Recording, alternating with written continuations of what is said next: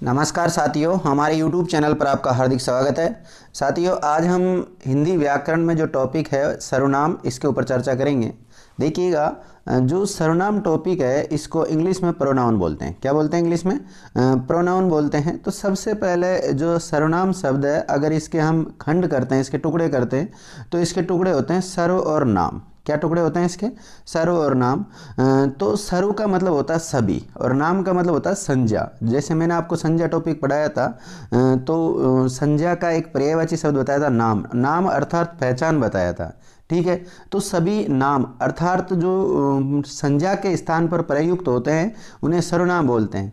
ठीक है, तो सर्वनाम का अगर अर्थ पूछा जाए कि सर्वनाम शब्द का अर्थ क्या निकलता है, तो इसका अर्थ निकलता है सभी का नाम, इसका अर्थ निकलेगा। ठीक है, तो इसकी परिभाषा देख लेते हैं। इसकी परिभाषा क्या है?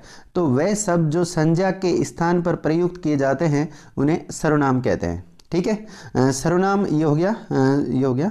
नेक्स्ट, सर्वनाम का प्रयोग वाक्यों में संज्ञा के दोहराव यानी पुनरावृत्ति से बचने के लिए किया जाता है। ठीक है, तो सर्वनाम शब्दों का प्रयोग क्यों करते हैं? क्योंकि संज्ञा शब्द की पुनरावृत्ति ना हो।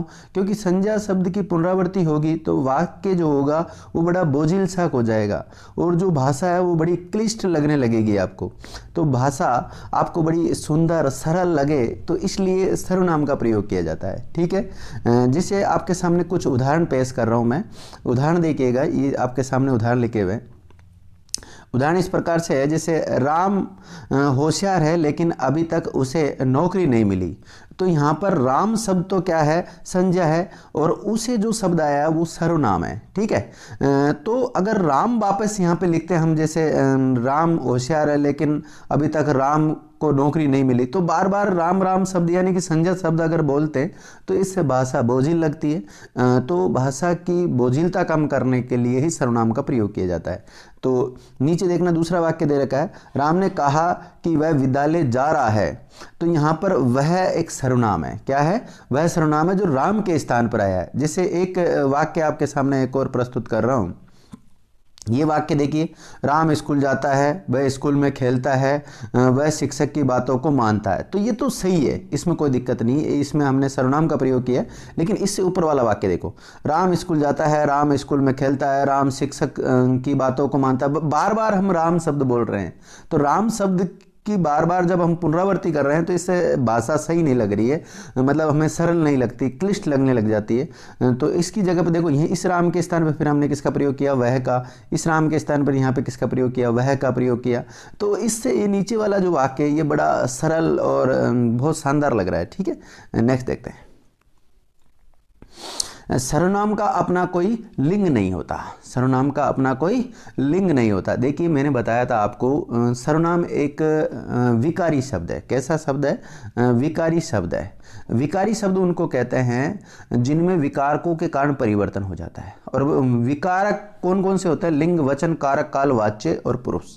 लेकिन जो सर्वनाम में चेंज होता है, परिवर्तन होता है, विकार होता है, वो वचन और कारक के कारण होता है। किसके कारण होता है? वचन और कारक के कारण। लिंग के कारण कोई चेंज नहीं होता है। ठीक है, तो इसका फिर लिंग का निर्धारण कैसे किया जाता है? तो इसका लिंग का निर्धारण क्रिया, जो वाक्य में प्रयुक्त जो क्रिया होती है उसको देखकर हम उसका लिंग का निर्धारण कर देते हैं। ठीक है, अब देखिए, जो सर्वनाम के शब्द है, कुछ सर्वनाम तो मूल रूप से होते हैं और कुछ सर्वनामों को बनाया जाता है, कार्य के रूप चलाकर बना दिया जाता है। जो मूल रूप से सर्वनाम होते हैं, जैसे उनको मौलिक सर्वनाम कहते हैं। क्या कहते हैं उनको? मौलिक सर्वनाम कहते हैं। और जिन सर्वनाम को हम कार्य के रूप चला के बनाते हैं उनको हम यौगिक सर्वनाम बोलते हैं। ठीक है, तो मैंने बताया सर्वनाम एक विकारी शब्द है और इसके जो विकारक शब्द है वो कौन कौन से हैं? वचन और कारक। कारक के कारण इसमें चेंज हो जाएगा और वचन के कारण भी परिवर्तन हो जाएगा। ठीक है, अगर हम बात करें तो मूल रूप से हिंदी में जो सर्वनाम की संख्या मानी गई है, तो वो मानी गई है दोस्तों 11। कितनी मानी गई है? 11 मानी गई है। अब ये 11 है कौन कौन? मैं भेद नहीं पूछ रहा हूँ, मैं संख्या पूछ रहा हूँ। देखिए साथियों, संख्या और भेद या प्रकार में अंतर है। ठीक है, तो संख्या अगर आपसे पूछी जाए सर्वनामों की संख्या हिंदी में कितनी होती है, तो आपको 11 बतानी है। और अगर आपसे पूछा जाए सर्वनाम के भेद कितने होते हैं, तो वो 6 भेद बताने हैं आपको। प्रकार पूछे जाए तो भी 6 बताने हैं। लेकिन अगर पूछा जाए आपसे सर्वनाम की संख्या कितनी होती है, तो आपको 11 बतानी है। अब ये 11 सर्वनाम कौन कौन से हैं? देखिएगा, मैं, तू, आप, यह, वह, जो, सो, कोई, कुछ, कौन, क्या, ये लिखे हुए पूरे। ठीक है, ये 11 के 11 सर्वनाम आपको ध्यान होने चाहिए कि मूल रूप से सर्वनाम है। बाकी सर हमने तो ये भी सुना मेरा, मेरी, मुझ में, ये जैसे ऊपर लिखे हुए हैं। तो देखो मैं तो मौलिक सर्वनाम मूल रूप से था। अब ये तो ये जो मैंने, मुझे, हम, हमने, हमारा, हमारी, ये सब तो इसके कारकीय रूप बने हैं। कारकीय रूप मतलब हमने यौगिक सर्वनाम बनाए हैं, वो दूसरे मतलब हमने कारक का प्रयोग कर कर और वचन का प्रयोग करके हमने चेंज कर दिया, इसमें परिवर्तन कर दिया। ठीक है, इसी प्रकार बात करें कि अर्थ की दृष्टि से सर्वनाम के भेद कितने होते हैं, तो कितने बताने हैं आपको? 6। हालांकि कुछ विद्वान 7 भी बताते हैं, लेकिन देखो हर तथ्य को लेकर विद्वानों में मतभेद रहता है। तो जो सर्वमान्य जो मत होता है उसी को ही हमें फॉलो करना होता है। तो जो अगर पूछा जाए सर्वनाम के भेद कितने होते हैं, तो आपको 6 भेद बताने। कितने बताने? 6 भेद बताने। देखिए मैं आपकी नॉलेज के लिए बता देता हूँ। अगर मेरे पास कोई ऐसा सिस्टम नहीं है जो मैं वीडियो रिकॉर्ड करूँ और क्लास में बोर्ड पे पढ़ाऊँ, ऐसा मेरे पास सिस्टम है नहीं अभी। इन फ्यूचर अगर बजट रहेगा तो मैं जल्दी लेके आ जाऊँगा वो सारे सिस्टम। लेकिन अभी मेरे पास जो PDF है उसका ही मैं एक स्क्रीन रिकॉर्ड करके आप तक पहुँचाने की कोशिश कर रहा हूँ।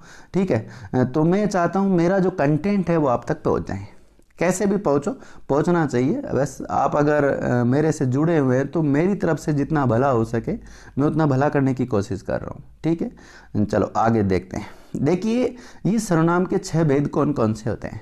सर्वनाम के 6 भेद है: पुरुषवाचक सर्वनाम, निश्चयवाचक सर्वनाम, अनिश्चयवाचक सर्वनाम, पर्सनवाचक सर्वनाम, संबंधवाचक सर्वनाम और निजवाचक सर्वनाम। ये इस प्रकार से 6 हो गए। ठीक है, आगे देखते हैं हम संबंधवाचक का एक उपभेद होता है सहसंबंधवाचक। तो कुछ विद्वान 7वां भेद इसको मान लेते हैं, तो लेकिन आपको 6 ही मानने हैं। ये मुख्य रूप से 6 ही है, ये 6 लिखे हुए आपके सामने: पुरुषवाचक, निश्चयवाचक, अनिश्चयवाचक, पर्सनवाचक, संबंधवाचक और निजवाचक। अब पुरुषवाचक के भी 3 उपभेद होते हैं: उत्तम पुरुषवाचक, मध्यम पुरुषवाचक और अन्य पुरुषवाचक।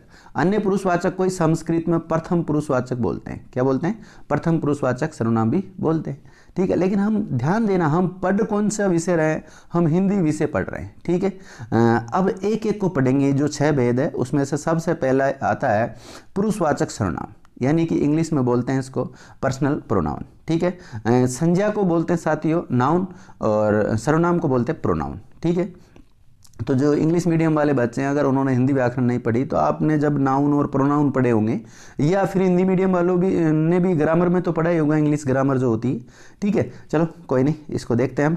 पुरुषवाचक सर्वनाम। देखिए पुरुषवाचक सर्वनाम किसे कहते हैं?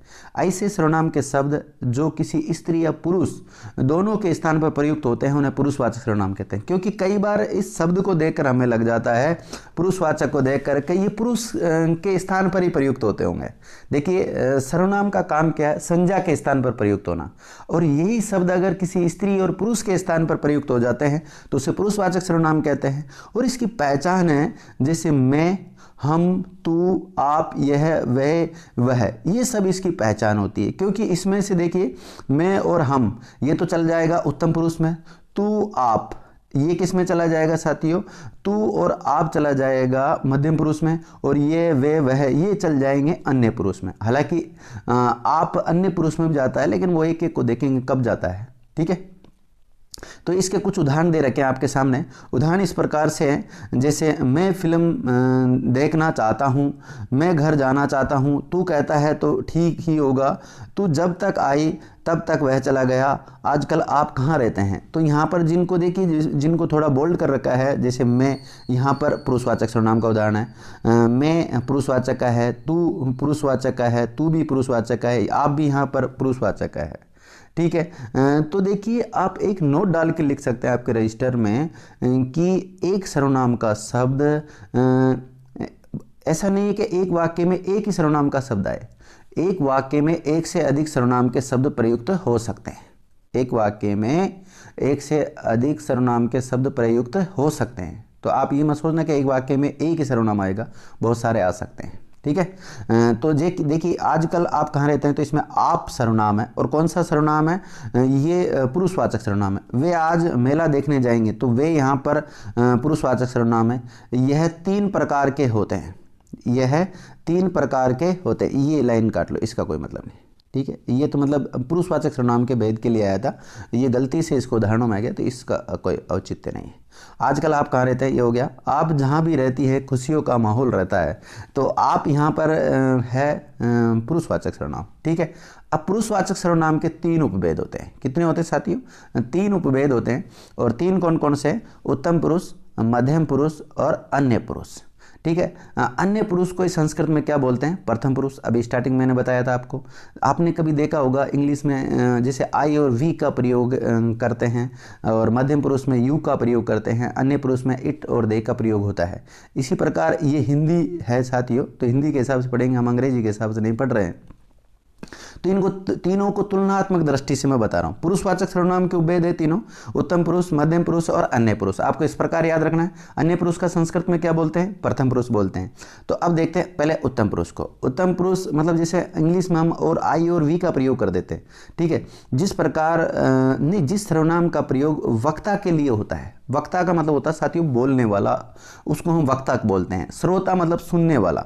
देखिए, वक्ता के स्थान पर प्रयुक्त होते हैं उनको तो उत्तम पुरुष, श्रोता के स्थान पर यानी सुनने वाले के लिए प्रयुक्त होता है उसको मध्यम पुरुष, और वक्ता और श्रोता दोनों को छोड़कर अन्य के लिए प्रयुक्त होता है उसे अन्य पुरुषवाचक सर्वनाम कहते हैं। ठीक है, अब इन तीनों की पहचान देखो साथ में। पहचान क्या है इसकी? तो पहचान है मैं और हम, और मैं और हम के जितने भी कार्य के रूप बनेंगे वो सारे इसकी पहचान है। इसी प्रकार जो मध्यम पुरुष की पहचान है वो है तू, तुम, आप, तथा इनके जितने भी कार्य के रूप बनते हैं वो। ठीक है, इसी प्रकार जो अन्य पुरुष की पहचान होती है वो होती है यह, वह, ये, वे, तथा इनके जितने भी कार्य के रूप बनेंगे ना वो। ठीक है, अब जैसे तीनों के उदाहरण लिख दिया। मैं कहता हूं कि नदियां सूखती जा रही, तो यहां पर मैं क्या है? उत्तम पुरुषवाचक सर्वनाम है। मैंने आपसे कहा था कि वह बीमार है, मैंने आपसे कहा था, यानी कि सुनने वाले के लिए जो आता है उसको बोलते हैं मध्यम पुरुष।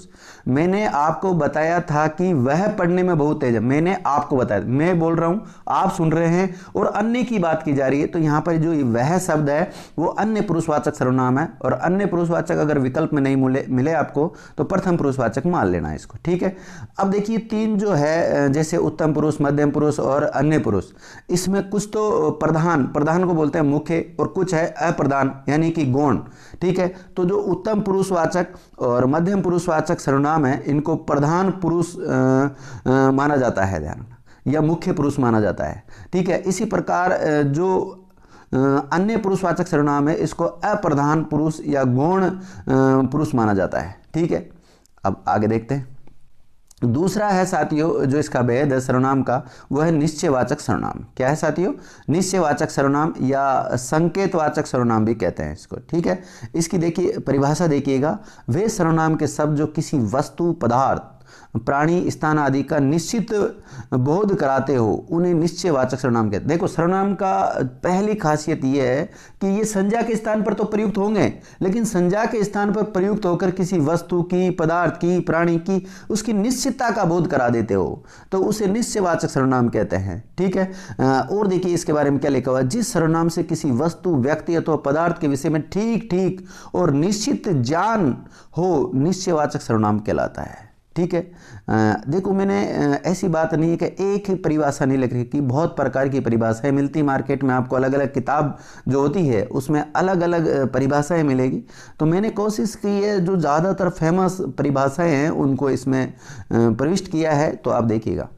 निश्चयवाचक सर्वनाम से पास या दूर की वस्तु का निश्चय बोध होता है। ठीक है, इसकी पहचान क्या है? यह, वह और ये, वे तथा इनके जितने भी कार्य के रूप है वो। ठीक है, देखिए एक नोट डाल के लिख रखा है, इस नोट को भी पढ़िएगा। नोट डाल रखा है, इन शब्दों के आगे संज्ञा / सर्वनाम शब्द आ जाए तब ये सर्वनाम नहीं रहकर संकेतवाचक या सार्वनामिक विशेषण बन जाते हैं। ठीक है, नोट, यह वह सर्वनाम पुरुषवाचक तथा निश्चयवाचक में भी आते हैं। ऐसा नहीं है कि ये सिर्फ निश्चयवाचक में आता है। अभी बताया ना मैंने आपको, पुरुषवाचक में भी आते हैं यह वह, लेकिन इनकी परिस्थितियाँ अलग अलग होती है। तो हम देखेंगे कौन कौन सी परिस्थितियों में कौन कौन से आते हैं।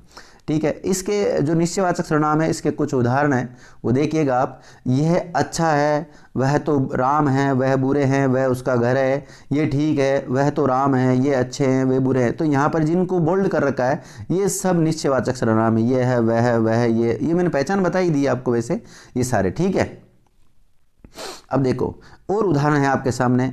यह मेरा घर है, यह मेरा घर है, तो यहाँ पर जो यह शब्द आया है वो निश्चयवाचक सर्वनाम है। यह मेरा भाई है, यहाँ पर अन्य पुरुषवाचक सर्वनाम का उदाहरण, ना कि निश्चयवाचक सर्वनाम का। इसी प्रकार जैसे आपके सामने एक वाक्य है, मैं उनसे बात करूँगा, मैं उनसे बात करूंगा, ये वाक्य है। अब मैं यहाँ पर है पुरुषवाचक सर्वनाम, और पुरुष में भी कौन सा है, उत्तम पुरुषवाचक सर्वनाम है। उनसे बात करूंगा, उनसे, तो ये अन्य पुरुषवाचक सर्वनाम का उदाहरण। बात, बात एक भाववाचक संज्ञा है। क्या है, भाववाचक संज्ञा है। और करूंगा यहाँ पर क्रियापद है। क्या है, क्रियापद है। नेक्स्ट जो देखते हैं, यह गाय है, तो ये निश्चयवाचक सर्वनाम का प्रयोग हुआ है यहाँ पर, यह है निश्चयवाचक सर्वनाम है। नेक्स्ट, वह बिलायती चूहा है, तो वह यहाँ पर निश्चयवाचक सर्वनाम है। आजकल यह कुछ नहीं खाता पीता है, तो यह क्या है यहाँ पर, यह भी निश्चयवाचक सर्वनाम है। ठीक है, नेक्स्ट देखते हैं। वह एक बार फिर दौड़ प्रतियोगिता में दूसरे स्थान पर रहा। सॉरी, इन दोनों में यह और ये वह, ये दोनों पुरुषवाचक के लिए, पुरुष के लिए आए हैं, इसलिए इनमें पुरुषवाचक सर्वनाम है, ना कि निश्चयवाचक सर्वनाम। ठीक है, अगला जो हमारा भेद होता है सर्वनाम का, उसको देखिएगा, उसका नाम क्या है, उसका नाम है अनिश्चयवाचक सर्वनाम। ठीक है, इंडेफिनेट प्रोनाउन बोलते हैं। देखिए परिभाषा देखिए, सबसे पहले वह सर्वनाम शब्द जो किसी वस्तु, पदार्थ, प्राणी, स्थान आदि का निश्चित ज्ञान, वैसे तो इसका शुद्ध उच्चारण ज्ञान होता है, पर अगर आप ज्ञान भी बोलते हैं तो कोई दिक्कत नहीं बाकी, लेकिन हिंदी जब आप पढ़ रहे हैं तो फिर ज्ञान ना बोला करो, इसको ज्ञान ही बोला करो, नहीं हो तो उसे अनिश्चयवाचक सर्वनाम कहते हैं। जो सर्वनाम किसी ऐसे व्यक्ति या पदार्थ का बोध कराए जिसका कोई पता ठिकाना जात न हो, अर्थात जिस सर्वनाम से किसी व्यक्ति, पदार्थ का निश्चित बोध न हो, अनिश्चयवाचक सर्वनाम कहलाता है। इसकी पहचान कोई, कुछ या किसी। ठीक है, नॉट, कोई, किसी, कोई और किसी जो सर्वनाम है का प्रयोग प्राणीवाचक संज्ञा के स्थान पर किया जाता है, और कुछ का प्रयोग अप्राणीवाचक सर्वनाम के स्थान पर किया जाता है। तो ये एक पहचान है थोड़ी बहुत, के कौन से का प्राणीवाचक संज्ञा के स्थान पर होगा, कौन से का अप्राणीवाचक संज्ञा के स्थान पर होगा। ठीक है, तो इसके कुछ उदाहरण दे रखे हैं, इन उदाहरणों को देखिएगा। उदाहरण इस प्रकार से हैं, कोई नाच रहा है, तो इस वाक्य में जो कोई शब्द आया है ये अनिश्चयवाचक सर्वनाम है। आपकी जेब में से कुछ गिर गया, तो यहाँ पर ये कुछ जो है ये अनिश्चयवाचक सर्वनाम। अरे परीक्षा आ गई, कुछ तो पढ़ो, तो कुछ यहाँ पर अनिश्चयवाचक सर्वनाम है। किसी का मोबाइल गिर गया, तो किसी जो शब्द है यहाँ पर ये अनिश्चयवाचक सर्वनाम है। किसी का फ़ोन आया है, तो यहाँ पर किसी जो शब्द है वो अनिश्चयवाचक सर्वनाम है। उसके हाथ में कुछ है, तो यहाँ पे कुछ होगा। कोई आया था और आपके लिए कुछ देकर गया, तो कोई और कुछ यहाँ पे अनिश्चयवाचक सर्वनाम है। कोई आया था, यहाँ पर कोई अनिश्चयवाचक सर्वनाम है। घर में कुछ नहीं है, कुछ भी यहाँ पर क्या है, अनिश्चयवाचक सर्वनाम। कुछ दे दो, तो यहाँ पर कुछ अनिश्चयवाचक सर्वनाम है। आपके घर पर कोई आया था, तो कोई यहाँ पर क्या है, अनिश्चयवाचक सर्वनाम। तो ये जिनको बोल्ड कर रखा है वो आप भी देख सकते हैं, आपके सामने स्पष्ट लिखा हुआ है। ठीक है, कुछ दे दीजिए, यहाँ पर कुछ अनिश्चितवाचक सर्वनाम। कुछ काम करो, तो ये भी अनिश्चितवाचक सर्वनाम। किसी ने सच ही कहा है, सत्य की जीत होती है, तो किसी जो शब्द है अनिश्चयवाचक सर्वनाम है। ठीक है, अगला जो भेद आता है, इसका अगला भेद देखिएगा। अगला भेद है पर्सनवाचक सर्वनाम। एक मिनट पानी पी लेता हूं।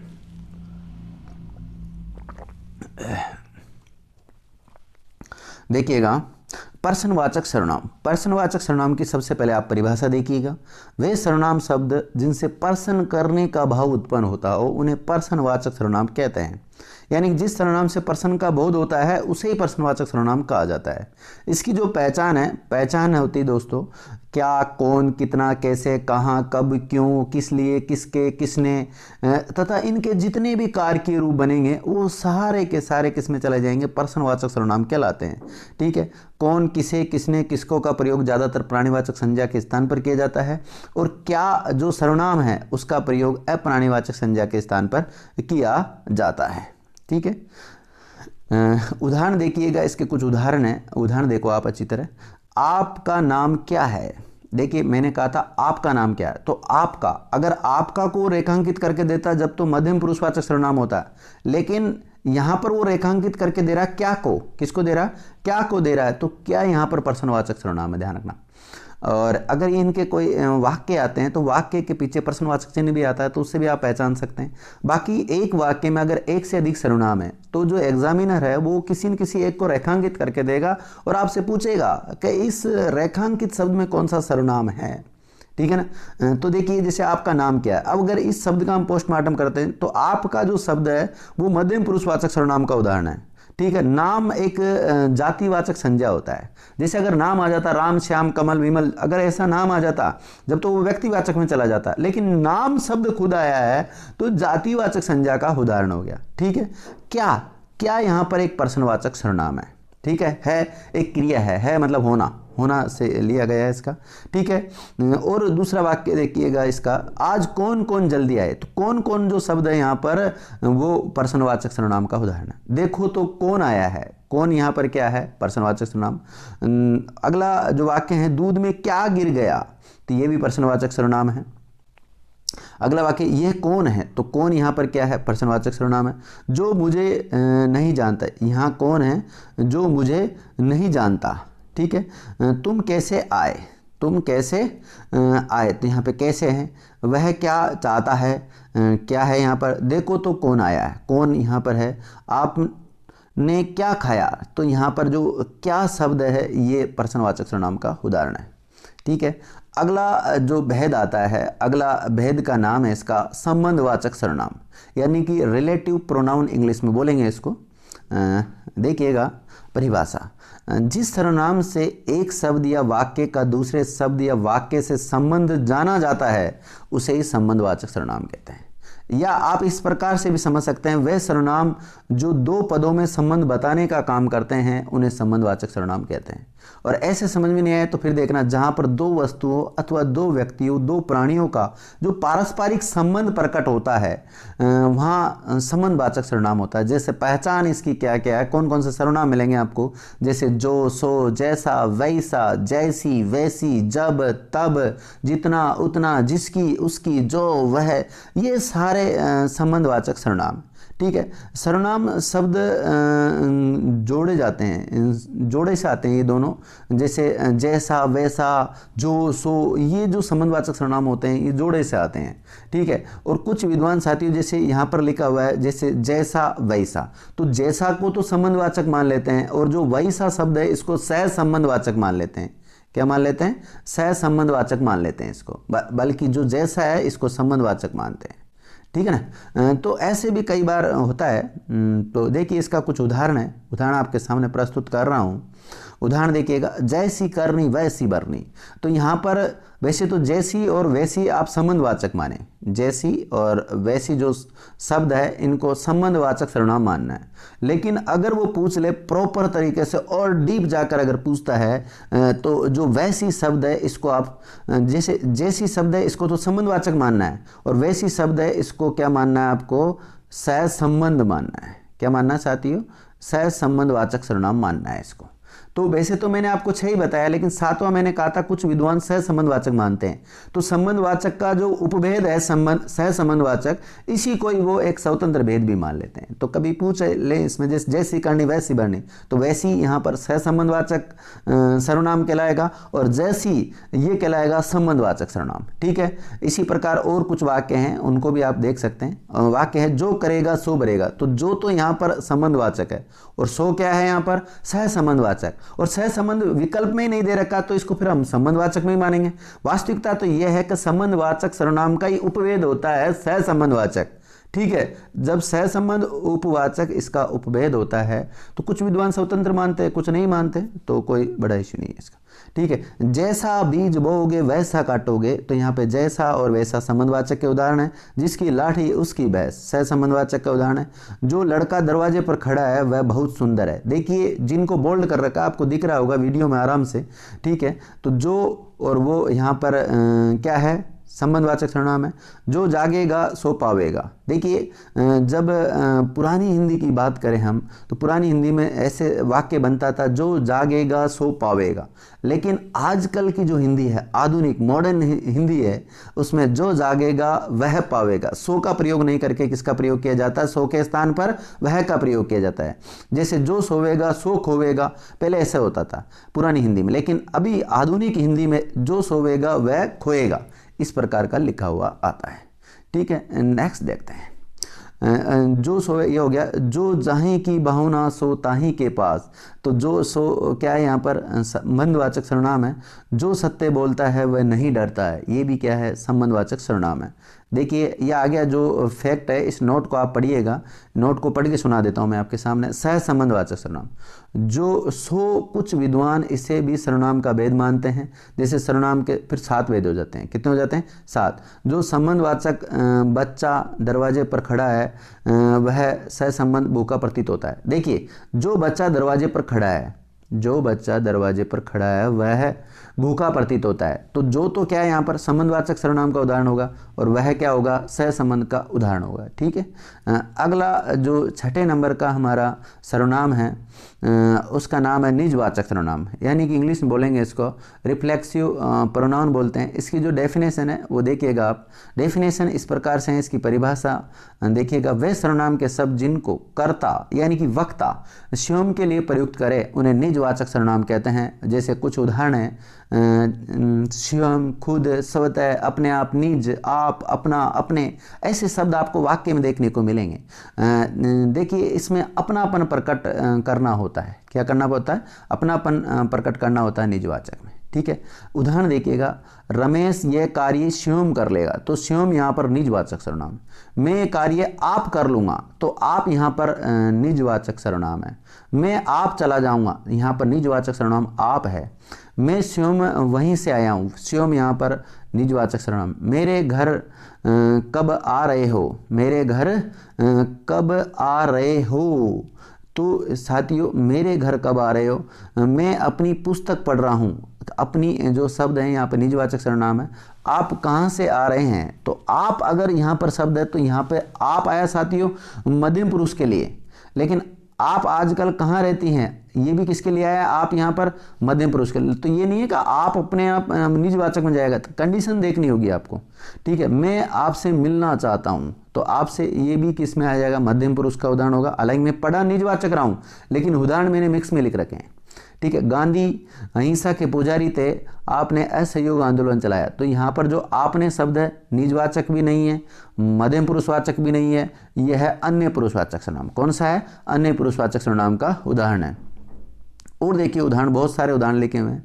वह औरों को नहीं अपने आप को सुधार रहा, तो अपने आप को सुधार रहा है, तो अपने आप यहाँ पे निजवाचक सर्वनाम का उदाहरण है। किसका उदाहरण है? ये निजवाचक का उदाहरण है। ठीक है, नेक्स्ट। वह आपसे मिलने आया था लेकिन उसे कोई नहीं मिला। तो यहाँ पर जो आपसे शब्द आया है वो मध्यम पुरुष के लिए आया है। आपने पानी में क्या मिलाया, तो आपने जो शब्द है ये भी मध्यम पुरुषवाचक सर्वनाम। आप जयपुर से कब लौटे, तो ये आप जो शब्द है ये भी मध्यम पुरुषवाचक सर्वनाम है। महात्मा गांधी राष्ट्रपिता कहलाते हैं। आप स्वतंत्रता आंदोलन के अग्रदूत रहे, तो यहाँ पर जो आप शब्द है वो अन्य पुरुष के लिए आया है। अन्य पुरुष की मैं कह रहा हूँ, आप सुन रहे हैं, और हम गांधी जी की बात कर रहे हैं, अन्य पर्सन की बात कर रहे हैं। ठीक है, और उदाहरण देखिएगा, बहुत सारे उदाहरण लिखे हुए हैं। वह आप आ जाएगा, वह आप आ जाएगा। ये आप जो शब्द है यहाँ पर निजवाचक का है। वह आप ही आ जाएगा, तो ये भी आप जो शब्द है यहाँ पर निजवाचक का है। मैं अपने आप चला जाऊँगा, अपने आप, तो ये भी निजवाचक का उदाहरण है। आप भला तो जग भला, आप भला तो जग भला, एक लोकोक्ति में भी आपने देखा होगा। यदि आप शब्द का प्रयोग किसी व्यक्ति विशेष का परिचय करवाने के अर्थ में किया जाता है तो वहां पर वो अन्य पुरुषवाचक सर्वनाम में चला जाता है आप। ठीक है, देखिए और उदाहरण आपके सामने। नरेंद्र दामोदर दास भारत के प्रधानमंत्री है, आप एक मितव्ययी प्रशासक है, तो यहाँ पर जो आप शब्द आया है वो अन्य पुरुष के लिए आया है। विराट कोहली जो है क्रिकेट के महान सम्राट कहलाते हैं। आप भावी क्रिकेटरों के पथ प्रदर्शक भी हैं, तो यहाँ पर जो आप शब्द है वो मध्यम पुरुष में नहीं जाएगा, ना ही निजवाचक में जाएगा, बल्कि जाएगा अन्य पुरुष में। ठीक है। अब देखिए, आपने देखा होगा कि यह वह ये वह कई जगह प्रयुक्त हुए हैं। तो कौन कौन सी जगह प्रयुक्त हुए हैं? जैसे कई बार तो अन्य पुरुष में भी प्रयुक्त होता है यह वह ये वह। तो देखिए अन्य पुरुष में कब होता है? इन शब्दों का प्रयोग किसी व्यक्ति विशेष के स्थान पर होता है तो अन्य पुरुष में आते हैं। वह पुस्तक पढ़ रहा है, वे घर जा रहे हैं, वह एक अध्यापिका है, राम मेरा भाई है, वह एक अध्यापक है। तो इन सब में देखो वह वे जो भी है ये सब अन्य पुरुषवाचक सर्वनाम में है। इसी प्रकार निश्चयवाचक में भी जाते हैं ये वह। निश्चयवाचक में देखो, इन शब्दों का प्रयोग किसी पदार्थ की ओर संकेत करने के लिए हो रहा हो, लेकिन जो सांकेतिक पदार्थ है इनके तुरंत बाद न लिखा हो। अगर तुरंत बाद लिखा है तो वो सार्वनामिक विशेषण बन जाएगा, वो फिर सर्वनाम ही नहीं रहेगा। इन शब्दों का प्रयोग यही वही इन्हीं उन्हीं के रूप में किया जाता है। अध्यापक ने पुस्तकों की ओर देखकर कहा, यह लाना वह नहीं, यह पुस्तक वही है जो हमारे पाठे। तो यह निश्चित वाचक में चला जाता है। ठीक है, मतलब डायरेक्टली इनका यह वह के रूप में नहीं होकर यही वही उनके रूप में प्रयोग होता है। इसी प्रकार सहसंबंध में भी कई बार प्रयोग होता है। हालांकि सहसंबंध सर्वनाम का स्वतंत्र भेद नहीं है, लेकिन कुछ विद्वान सहसंबंध को भी मान लेते हैं, तो इसमें भी कई बार प्रयोग होता है। इसके अंतर्गत देखिएगा, यदि उन शब्दों का प्रयोग संबंधवाचक सर्वनाम शब्दों जो जिसे जिन्हें के साथ योजक शब्द के रूप में हो रहा है तो वहाँ ये माना जाता है। क्या माना जाता है? यही माना जाता है। जैसे जो परिश्रम करता है वह निश्चित सफल होता है, तो वह यहाँ पर सहसंबंध का उदाहरण है। जो पढ़ते हैं वे सफल होते हैं, तो वे जो शब्द आया है यहाँ पर सहसंबंध सर्वनाम कहलाएगा। ठीक है। और देखिएगा, सार्वनामिक या संकेतवाचक विशेषण। हालांकि मैंने विशेषण आपको पढ़ाया नहीं है, लेकिन फिर भी इसको देख लीजिए। यदि इन शब्दों का प्रयोग किसी पदार्थ की ओर संकेत करने के लिए हो रहा हो तथा ये सांकेतिक पदार्थ की और संकेत करने के लिए हो रहा हो तथा ये सांकेतिक पदार्थ इनके तुरंत बाद आ रहा हो, तो उन्हें सार्वनामिक विशेषण कहते हैं, ना कि संकेत बोधक सर्वनाम या निश्चयवाचक सर्वनाम नहीं कहते हैं इनको। ठीक है। वह लड़का बहुत शैतान है, तो वह और लड़का दोनों एक साथ में आ गए, तो यहाँ पर सार्वनामिक विशेषण होगा। ये सार्वनामिक विशेषण को हम बोलते हैं संकेतवाचक विशेषण होगा। वे लोग परिश्रमी, तो ये दोनों साथ में आ गए, इसलिए ये भी विशेषण का उदाहरण है। वह पुस्तक वही है जो हमारे पाठ्यक्रम में है। ठीक है, तो यह और पुस्तक दोनों साथ में आ गया। ये कुर्सियाँ टूटी हुई है, तो ये कुर्सियाँ किस में चल जाएगा? सार्वनामिक संकेतवाचक विशेषण में चला जाएगा। वह लड़का बहुत ईमानदार है, वह और लड़का दोनों एक साथ आ गया, इसलिए सार्वनामिक विशेषण में चला जाएगा। ठीक है। अब देखिए, जो सर्वनाम के शब्द है इनकी कुछ रूप रचना है। मैंने कह रहा था ना, जैसे मैं और मैं के कार्य के रूप जितने में, तो सर्वनाम शब्दों के कुछ रूप रचना चलती है। मैं डबल बार आ गया, इसको एक बार काट लेना आप। ठीक है। तो सर्वनाम शब्दों की रूप रचना। सर्वनाम में संबोधन कारक नहीं होता। कौन सा? संबोधन कारक नहीं होता, क्योंकि किसी को सर्वनाम के द्वारा पुकारा नहीं जाता है। और जो संबोधन होता है उसमें किसी को पुकारा जाता है, किसी को आवाज़ दी जाती है, जैसे हे राम मेरा भला कर दो। तो ये सारी चीज़ें संबोधन वाचक में आती है। लेकिन किसी जो सर्वनाम का शब्द है, यह है वह है वो जो भी है, इनसे हम किसी को पुकार नहीं सकते, किसी को आवाज़ नहीं दे सकते। सर्वनाम का प्रयोग साथियों, मैंने कहा था सर्वनाम में कारक की वजह से परिवर्तन होता है, कारक की वजह से विकार आता है, और एक वचन की वजह से परिवर्तन आता है। तो वचन और कारकों की वजह से कैसे परिवर्तन आता है इसको देखते हैं। यानी कि सर्वनाम का जो प्रयोग होता है, हिंदी में वचन ही दो होते हैं, एक वचन और बहुवचन, तो दोनों में प्रयुक्त होते हैं। कुछ सर्वनाम एक वचन में आते हैं तो कुछ बहुवचन में भी आते हैं। अब देखिए, कुछ सर्वनाम है आपके सामने, इनके मैं कार्य के रूप बता रहा हूं आपको। और कार्य के रूप इस प्रकार से हैं, जैसे मैं सर्वनाम है, तो मैं सर्वनाम का कार्य के रूप कैसा चलेगा वो आपको देखना है। देखिए, पहली बात तो आपको कारक की पता होना चाहिए कि कारक कितने होते हैं। तो कारक वैसे तो 8 होते हैं: कर्ता, कर्म, करण, संप्रदान, अपादान, संबंध, अधिकरण और संबोधन। लेकिन संबोधन के अनुसार कारक के रूप नहीं चलेंगे। अब जो सर्वनाम है वो एक वचन में भी प्रयुक्त हो सकते हैं और बहुवचन में भी आते हैं। तो कर्ता कारक के अनुसार मैं का देखते हैं हम एक वचन में क्या बनता है। तो मैं का बनेगा मैं, मैंने, मुझको, मुझे, मुझसे, मेरे द्वारा, मुझको, मेरे लिए, मुझे, मुझसे, मेरा, मेरे, मेरा, मेरी, मेरे। ठीक है। अधिकरण बनेगा मुझ में, मुझ पर। बहुवचन में मैं का बन जाता है हम, और हम के जो कार्य के रूप चलेंगे वो कर्ता के अनुसार बनेगा हम, हमने। ठीक है। कर्म के अनुसार चलेगा हमको, हमें। करण के अनुसार चलेगा हमसे हमारे द्वारा। संप्रदान के अनुसार क्या रूप बनेंगे, हमको हमारे लिए हमें। अपादान के अनुसार क्या रूप चलेगा, हमसे। संबंध के अनुसार क्या चलेगा, हमारा हमारी हमारे। अधिकरण के अनुसार क्या चलेगा, हम में हम पर। ये सारे रूप चलने वाले हैं, ठीक है। अब देखो इसी प्रकार तू सर्वनाम होता है। तू सर्वनाम के जो रूप है वो हम वही देखेंगे, संबोधन के अनुसार तो चलेगा ही नहीं, तो कर्ता से लेकर अधिकरण तक देखेंगे कैसे कैसे रूप चलते हैं, एक वचन में कैसा चलता है और बहुवचन में कैसा चलता है, इन सबको देखेंगे। तो देखिए तू का जो कार्य के रूप है वो एक वचन में चलता है तू तूने, तुझको तुझे, तुझसे तेरे द्वारा, तुझे तुझको तेरे लिए, तुझसे तेरा तेरे तेरी तेरे, तुझ में तुझ पर। देखिए मैं आपको एक राय देना चाह रहा हूँ, आप चाहो तो इन कार्य के रूप को आपके जो रजिस्टर्ड है उसमें नोट डाउन कर लीजिए, बहुत फायदेमंद होने वाले हैं आपके। अभी जैसे मैं पढ़ा रहा हूँ हो सकता है आपके समझ में नहीं आएगा, लेकिन कभी जैसे ऑफलाइन अगर आपको पढ़ने का मौका मिलता है तब आप मेरे से अगर इसके बारे में पूछेंगे तो आपको बड़ा डिटेल से बता पाऊंगा। क्योंकि साथियों देखो ऑनलाइन में सारी चीज़ें मतलब हम आमने सामने नहीं है, तो मुझे क्या पता आपकी क्वेरी क्या क्या है। मुझे तो ऐसा लगता है कि भाई आपको आता होगा, ठीक है। अगर आपको नहीं आता है तो आप बिल्कुल मेरे से पूछ सकते हैं कि सर ये कैसे होगा। तो देखिए ये ऑनलाइन तो एक विकल्प होता है कि चलो ठीक है भाई, हम अगर ऑफलाइन नहीं पढ़ा पा रहे हैं तो ऑनलाइन तो कंटेंट पहुंचाएं आप तक कैसे भी करके।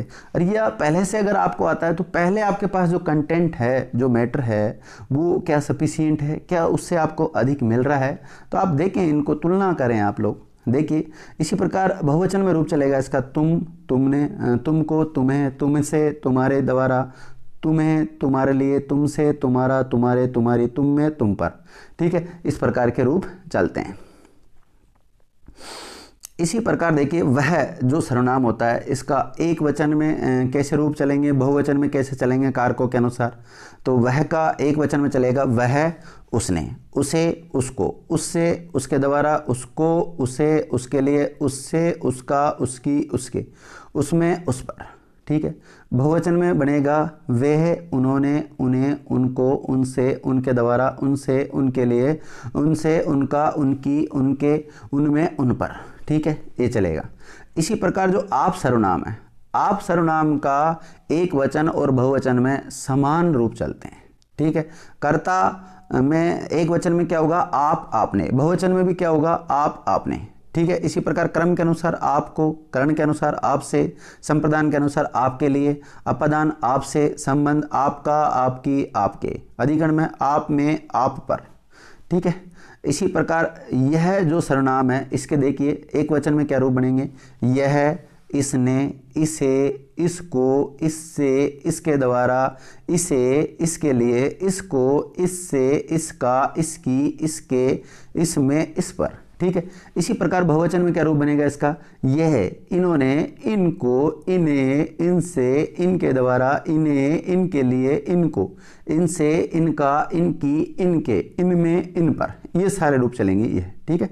और अगला कोई के जो रूप चलेंगे वो कारक ये दे रखे हैं आपकी तरफ एक तरफ, और एक वचन में देखिए क्या चलेगा, कोई का, कोई, किसी ने, किसी को, किसी से, किसी को, किसी के लिए, किसी से, किसी का, किसी की, किसी के, किसी में, किसी पर, ठीक है। और बहुवचन में क्या चलेगा, कोई, किन्हीं ने, किन्हीं को, किन्हीं से, किन्हीं को, किन्हीं के लिए, किन्हीं से, किन्हीं का, किन्हीं की, किन्हीं के, किन्हीं में, किन्हीं पर, ये सारे रूप चलेंगे, ठीक है।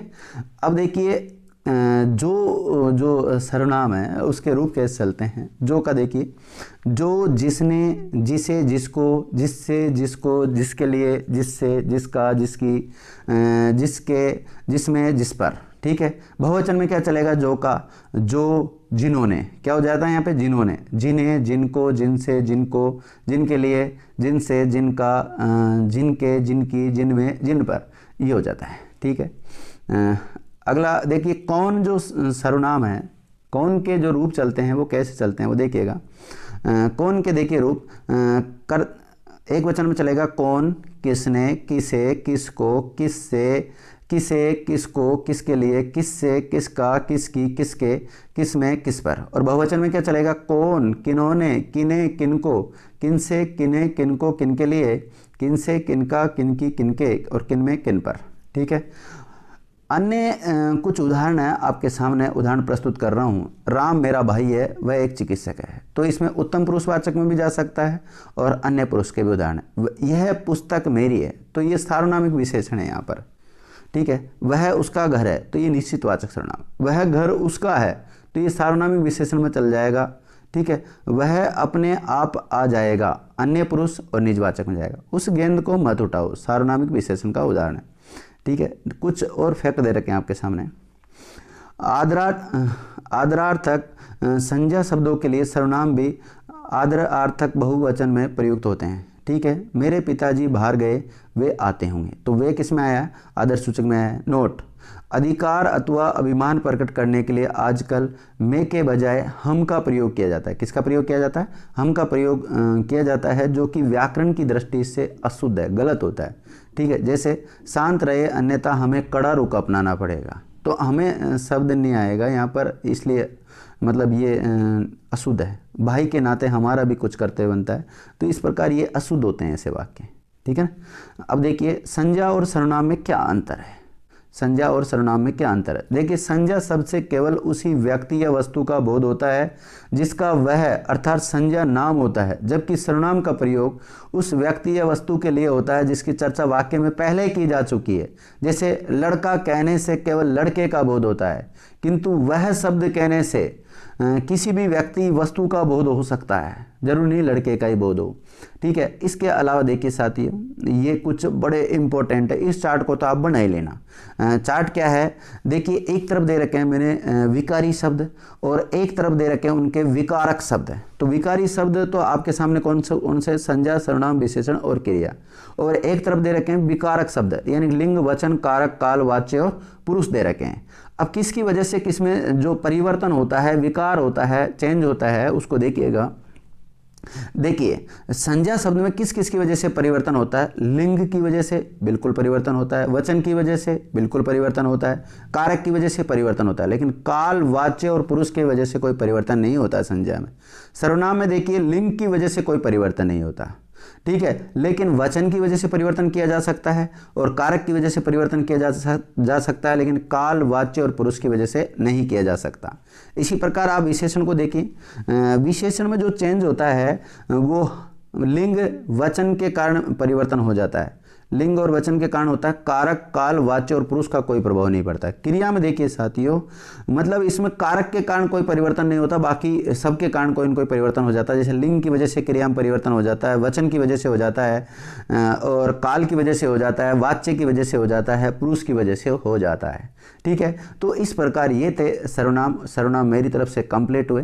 तो आपको अगर सर्वनाम की PDF चाहिए तो मुझे आप मैसेज कर देना, मैं आपको PDF भी सेंड कर दूंगा। बाकी कोशिश करना आप एक बार इसको पढ़ने की और अपने हाथों से रजिस्टर में लिखने की कोशिश करना।